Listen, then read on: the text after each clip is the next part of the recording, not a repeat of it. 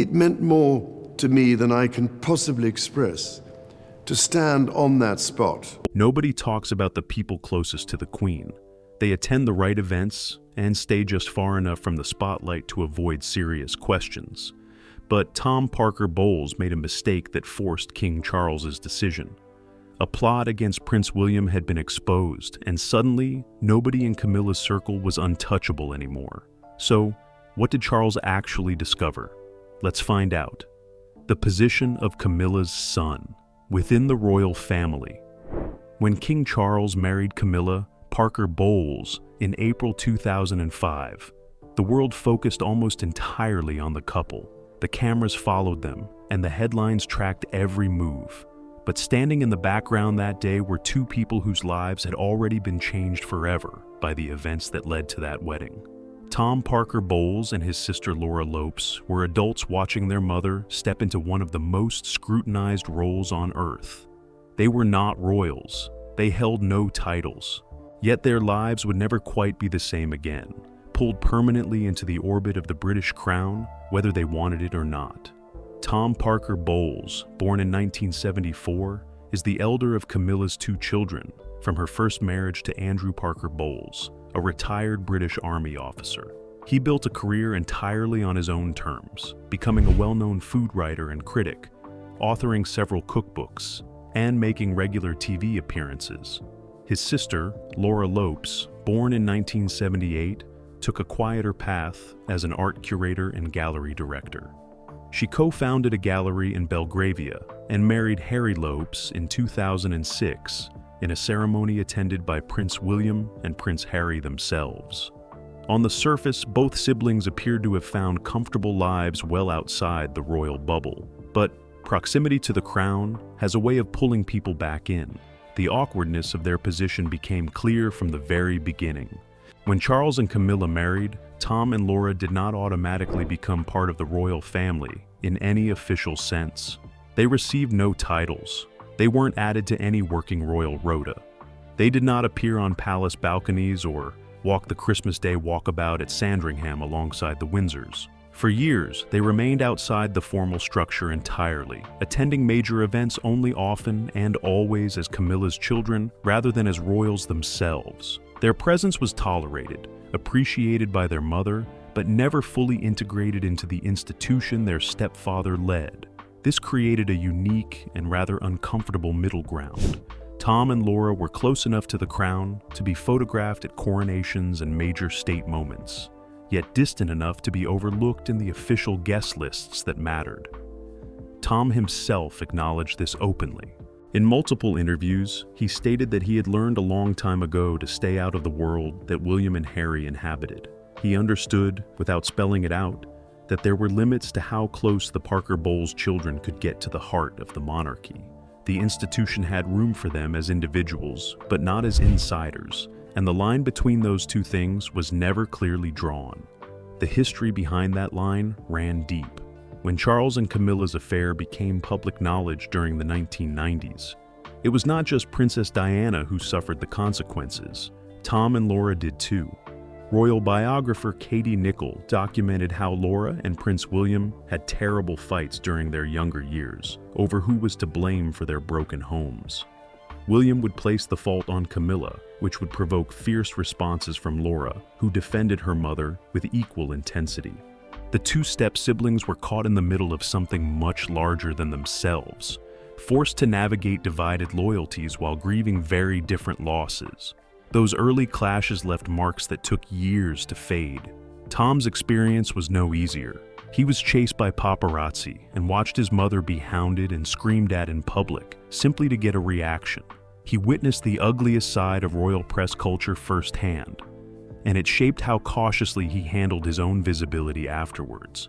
Tom kept a low profile not just by preference but by necessity, understanding that any misstep on his part could reflect badly on the mother he was deeply protective of.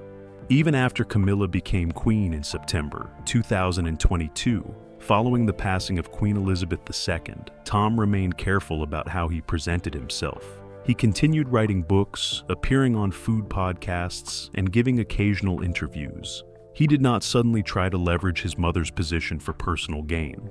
The most visible indication of how their inclusion worked in practice came around Christmas arrangements. For years, Tom and Laura did not join the royal family's annual Christmas celebrations at Sandringham. This was not by force, but by mutual understanding. The royal Christmas is a deeply private and tradition-bound affair, and the Parker Bowles children had built their own holiday routines away from it. Tom spent many Christmases with his two children, Lola and Freddie, at his former wife Sarah Bye's home. He spoke openly about this, noting that his mother had eventually extended an invitation for him to spend Christmas at Sandringham in 2024, saying she had not had Christmas with him for a long time. It was a revealing moment, showing just how long they had existed on the edges of the very institution their mother now helped lead. Their position was also complicated by the broader unresolved tensions that moved through the palace. Camilla herself was a divisive figure for many years, having been publicly identified as the third person in Charles and Diana's marriage. The public softened toward her gradually, and by the time she became queen, she had earned a level of respect that few thought possible in the years after Diana's tragic demise. But the shadows never fully lifted. And for Tom and Laura, those shadows stretched further than most people realized, touching their careers, their public images, and the unspoken question that always lingered around them. Where exactly did they fit in a monarchy that had no formal place for them? And what would happen if the institution ever decided their closeness had become a problem? The alleged crash plot against Prince William? To understand why claims of a plot against Prince William gained traction, it is important to understand what the atmosphere inside the British royal family looked like in the years building up to these reports. Charles had been battling cancer since early 2024. His health remained a source of ongoing public concern and palace anxiety.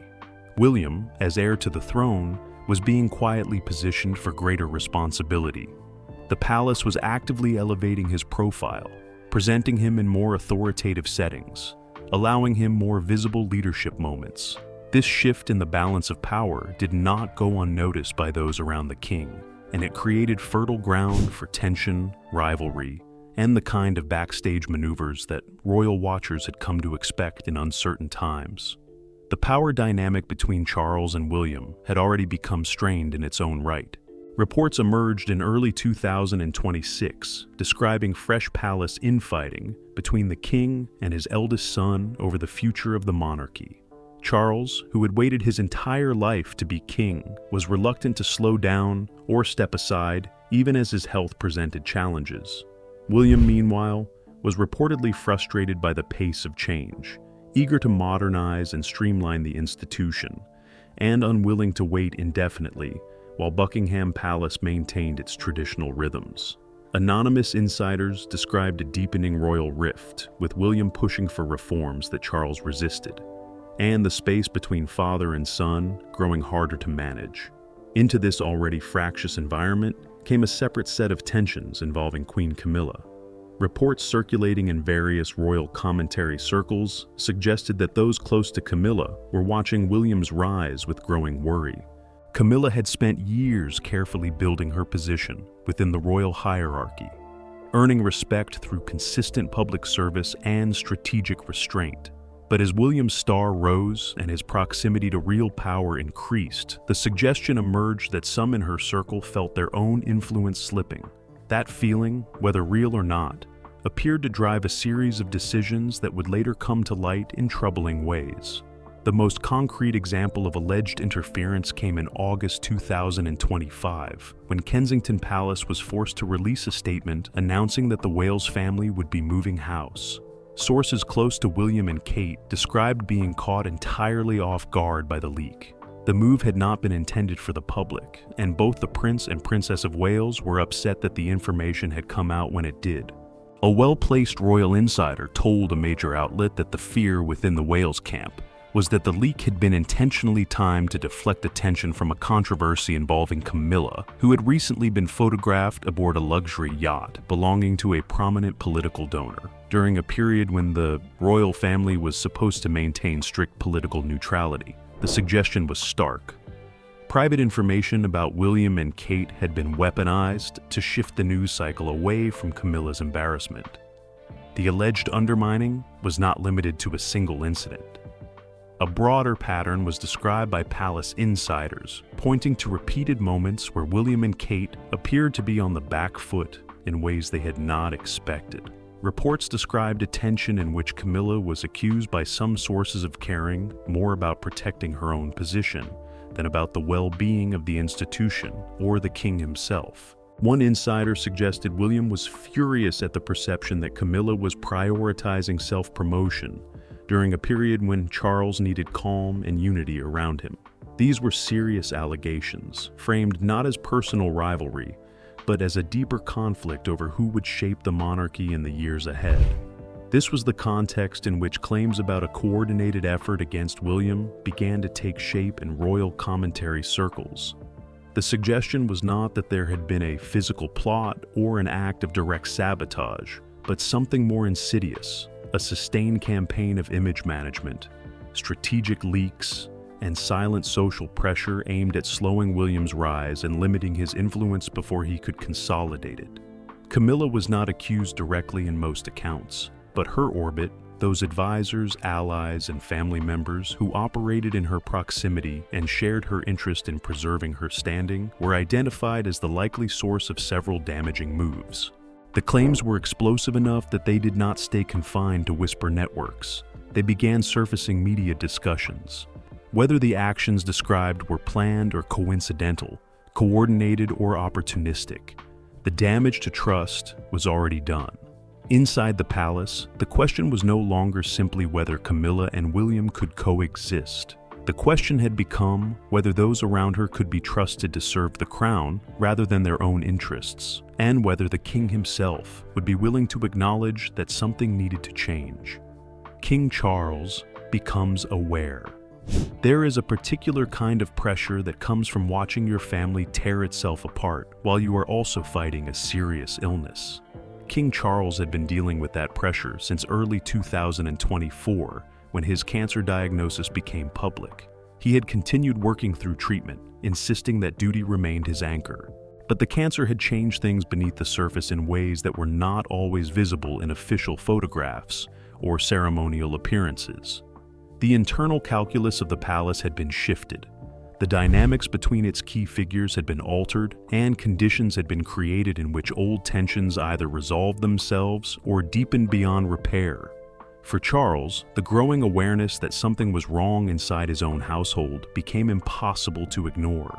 The king had always been caught between the two most important relationships of his adult life.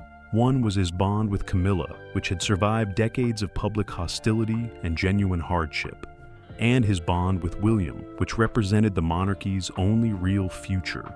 Both relationships mattered hugely, but they were not equal in what they demanded from him as a king. William was his heir. The continuity of the crown depended on William's credibility, his public standing, and his ability to lead with authority when the time came. Anything that undermined William undermined the institution itself, and Charles understood this with the clarity of a man who had spent his entire life waiting to serve it. Reports from inside the palace described a growing tension in the king's immediate circle as he processed the various accounts coming to his attention. He was reportedly aware of the leak of the Wales family's moving plans, which had caused genuine distress at Kensington Palace. He was aware of broader concerns from William's camp about patterns of interference that seemed designed to embarrass or destabilize the Prince and Princess of Wales. Charles was a man who valued loyalty to the crown above almost everything else, and what he was hearing suggested that loyalty to something much smaller and more personal was driving decisions that were causing real harm. The position of Camilla's children within this picture was fragile. Tom Parker Bowles and Laura Lopes had always been understood to exist on the periphery of royal life, close enough to have access and influence, but not formally bound by the obligations that constrain working royals. That informality, which had seemed harmless for years, began to look less comfortable once questions arose about the use of information and access. Tom, in particular, had a public profile that gave him a platform. He appeared on podcasts, gave press interviews, wrote columns, and moved in circles that connected royal proximity to media attention. The question of what was said, shared, and suggested in those informal spaces became impossible to separate from the wider allegations being made. Although Charles was reportedly urged by trusted advisors to take the matter seriously, rather than letting it settle on its own, the concern was that inaction would be read as permission, and that the pattern of behavior being described would continue or escalate as William's position grew stronger and the competition for influence became more intense. Charles had seen what happened when family tensions were left to fester without intervention. The Harry and Meghan situation had taught the palace that unaddressed grievances had a way of exploding publicly at the worst possible moments. This time, the palace was determined to act before the damage became irreversible. What followed was described by insiders as a subtle but unmistakable drawing of lines. Charles did not stage a dramatic confrontation. That was not his style. Instead, the signals he sent were institutional rather than personal, communicated through the mechanisms that the palace used to manage access, privilege, and visibility. The warmth that had previously characterized the informal relationship between the crown and Camilla's extended circle began to cool. Invitations that had previously been extended with ease became less forthcoming. The latitude that had been afforded to family members of the Queen found itself reduced. The King's decision was framed in the accounts that emerged, not as a rejection of his wife or her children, but as a prioritization of the monarchy's stability. Charles had spent his entire reign trying to balance competing demands: his love for Camilla, his complicated relationship with William, his unresolved grief over the estrangement from Harry, and his determination to leave the crown in better shape than he had found it. In this instance, the crown won. The institution came first, as it had to. William's position as heir was not negotiable, and anything that threatened it had to be addressed, regardless of where it came from or who it involved. The message sent from Buckingham Palace in the months that followed was careful, measured, and absolutely precise. The forced departure, Tom Parker Bowles, steps back from life in the United Kingdom. The signs of a changed dynamic did not arrive all at once. They accumulated slowly, in the way that significant shifts within royal circles almost always do. A comment here, an absence there, a pattern of behavior that only became clear when viewed over time rather than in a single moment. Tom Parker Bowles had spent years carefully managing his public image as someone who existed adjacent to the royal family, without being defined by it. He was a food writer first, a queen's son second. However, by the time the tensions inside the palace reached their peak, that careful distance was no longer as easy to maintain, and the signs that something had changed in his relationship to the crown began to appear in ways that observers could not miss. One of the most striking developments came not from any dramatic announcement, but from a shift in the family's financial arrangements. Early this year, land registry documents revealed that Queen Camilla had transferred ownership of Ray Mill House, her beloved private residence in the village of Lecoq, Wiltshire, to her children's representatives. The property, which Camilla had purchased in 1996 for £850,000 following her divorce from Andrew Parker Bowles, was registered under the names of Harry Lopes and financier Jake Irwin, acting on behalf of Laura Lopes and Tom Parker Bowles, respectively. The transaction was done discreetly, without any official palace statement, and Buckingham Palace declined to comment on it when approached. The significance of the property transfer extended far beyond a simple inheritance arrangement. Ray Mill House was not just any home. It was the place where Camilla had lived for 7 years after her divorce, the place where she had raised Tom and Laura, the property that she had once described as her refuge, and the one place where she could be completely relaxed on her own terms. It was deeply personal, soaked in private meaning. It was also the place where Laura had hosted her wedding reception in 2006. For this home to change hands at this particular moment, and in this particular way, was widely read as something more than routine estate planning. Royal watchers noted that it coincided almost exactly with the period of greatest tension inside the palace over the alleged interference with William's position. Several commentators pointed out that the timing of the property transfer raised serious questions about what was happening beneath the surface. A palace insider suggested to one major outlet that, while some observers hoped the move was purely a tax decision, rumors about instability within the royal household had been circulating for some time. Camilla often retreated to Ray Mill House at weekends while Charles remained at Highgrove. The suggestion was that this physical separation reflected a deeper emotional one, and that the formalization of the property arrangement was part of a wider plan of how Camilla's world was being structured in anticipation of an uncertain future. For Tom Parker Bowles personally, the period that followed was marked by a notable reduction in royal-adjacent visibility. He had spent much of 2 years of 2024 in the public eye, releasing a book called Cooking and the Crown, appearing on podcasts, giving interviews, and attending high-profile events, including the launch party for his book, alongside his mother and sister. By contrast, 2025 and early 2026 saw him operating with considerably more discretion. His public appearances became less frequent. His commentary on royal matters became less known. He confirmed that neither he nor Laura would be attending the Christmas celebrations at Sandringham in 2025, describing an alternating arrangement he described as 1 year on and 1 year off. This was a significant step back from the 2024 Christmas, which had marked his first attendance at Sandringham at his mother's personal request. The British press, which had covered Tom's royal adjacency with increasing interest throughout 2024, became noticeably quiet on the subject in the months that followed. There were no major investigative pieces, no palace sources going on the record, no coordinated briefings against him. The silence itself was telling. In the world of British royal journalism, where every movement and statement is parsed for meaning, the absence of coverage can be as significant as coverage itself.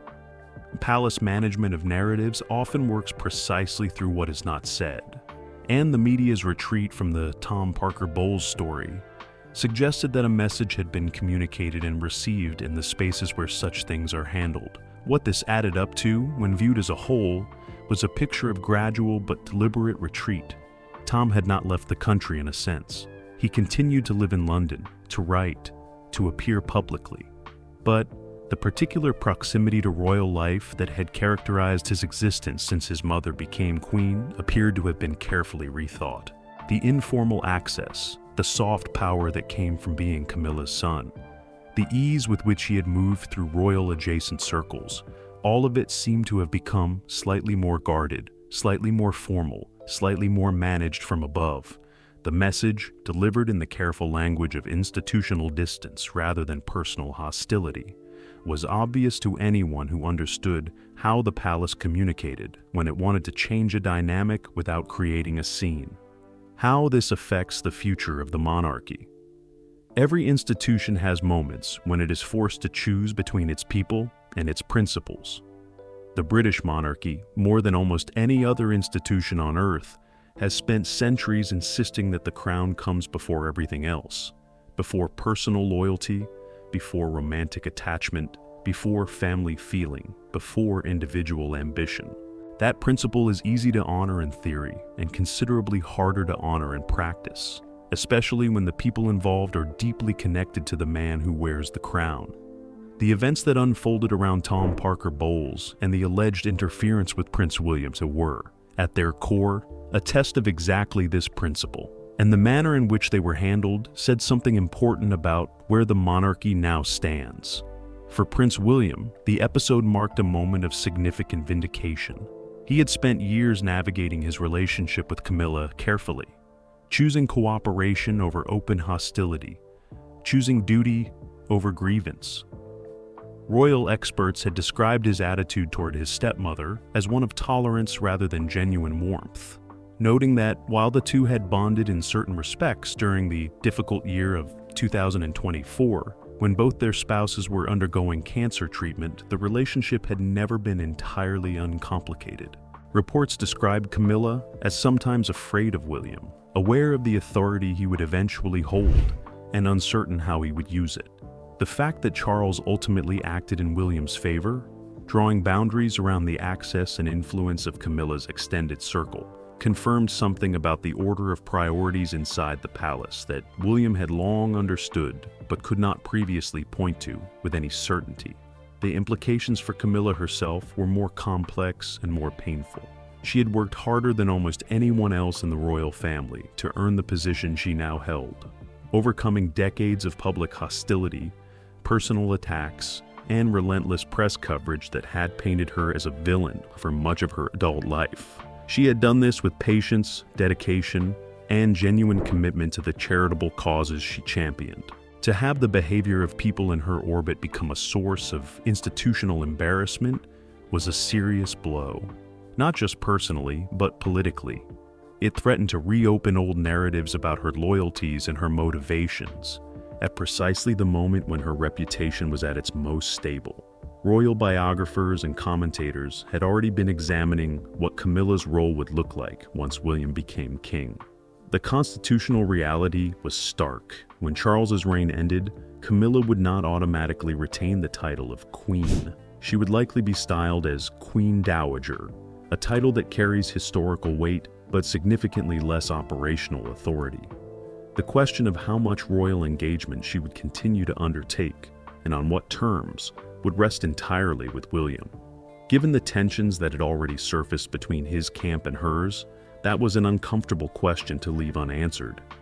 Reports in early 2026 described Charles making a small but heartfelt request to his son, to allow Camilla the freedom to continue her royal work and maintain her independence within the institution after his reign ended.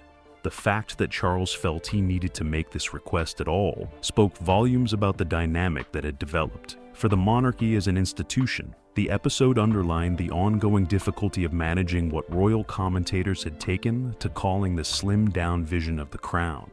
William and Kate were being presented increasingly as the future face of the monarchy, young, relatable, focused, and modern. The palace was consciously elevating William's authority in advance of his eventual succession, and anonymous sources noted that they were all starting to see what kind of monarch he would be.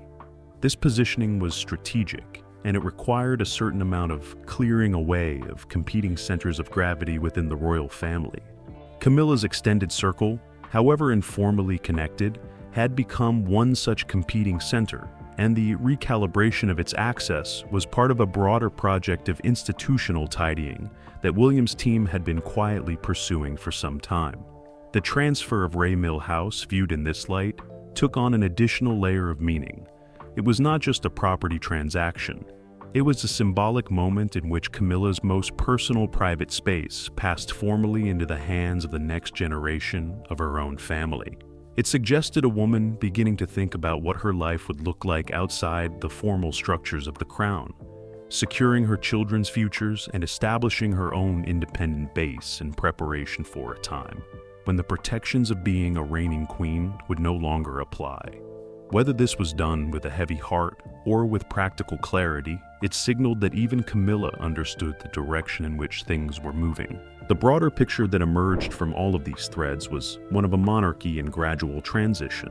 Charles remained king, still working, still present, still deeply committed to his role, but the gravitational center of the institution was shifting, slowly and unmistakably, toward William. The decisions being made now about who had access, who held influence, whose loyalties were being rewarded, and whose were being quietly curtailed, were decisions that would shape the character of the next reign. The episode involving Camilla's son and the allegations that surrounded it was not simply a piece of royal gossip, it was a window into the internal politics of an institution navigating one of the most consequential generational transfers in its modern history, and into the very human cost of that transition for everyone involved.